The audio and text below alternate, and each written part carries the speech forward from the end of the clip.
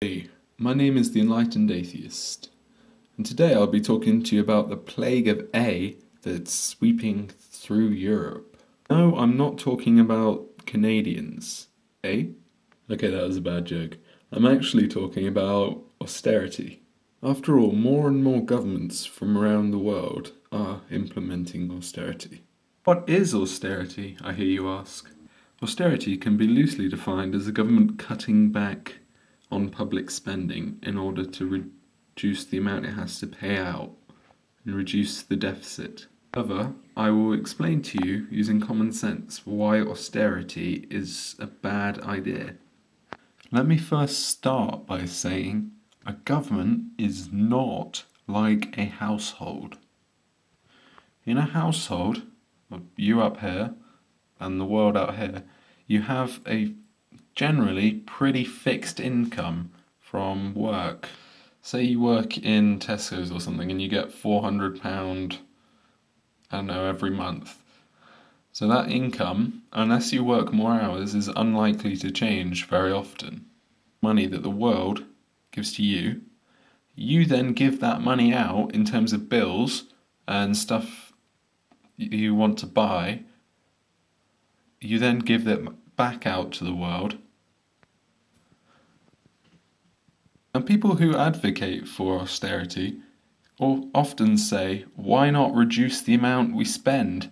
So, just like a household, we will have more income, we'll have to pay out less, so we can then reduce the deficit. However, in my opinion, this is a very short-sighted argument. So let's start by first explaining how a government works. You get the tax from the people in the world, goes into the government. The government then uses that money to pay for public services, so that then the people benefit. What happens if some bright spark in the government thinks that we're paying out too much? Well, they would take away some of the amount that we pay out. This is called austerity. What's so bad about this? After all, a household might change to a cheaper supermarket in order to reduce the amount it pays out. Well, there's one major problem, and I'll repeat this again. A government is not like a household. The government employs people to provide public services, like nurses, doctors, firemen, firefighters, and policemen, for example. Those people then pay out a certain amount in taxes, and then they pay out a certain amount in terms of their disposable income. So they might want to go out and buy a TV or something. This consumerism then adds to the economy. However, what happens when the government decides it needs to cut back and inevitably fires some of its workers? Well, those workers are no longer able to pay tax, so the income to the government would be less.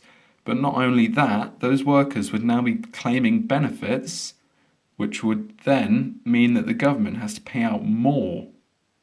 It would also put a strain on the economy and potentially decrease the size of the economy because of the fact that those workers and the people cannot spend any more.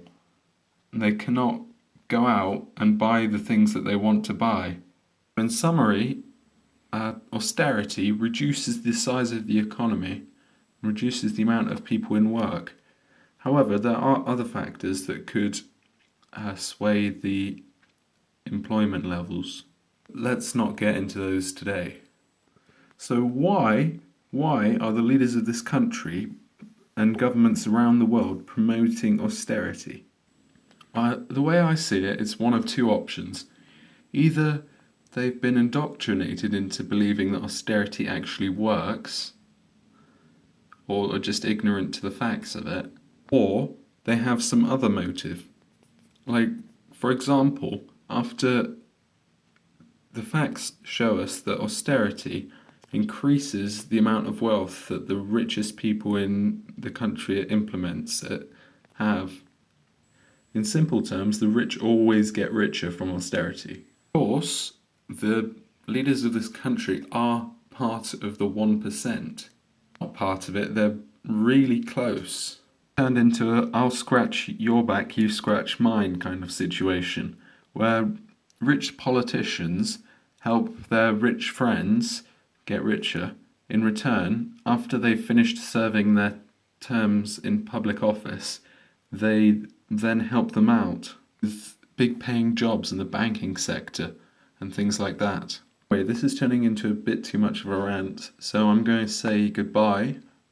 My name is The Enlightened Atheist, and if you liked, please like. If you really liked it, then please subscribe. And I'm out.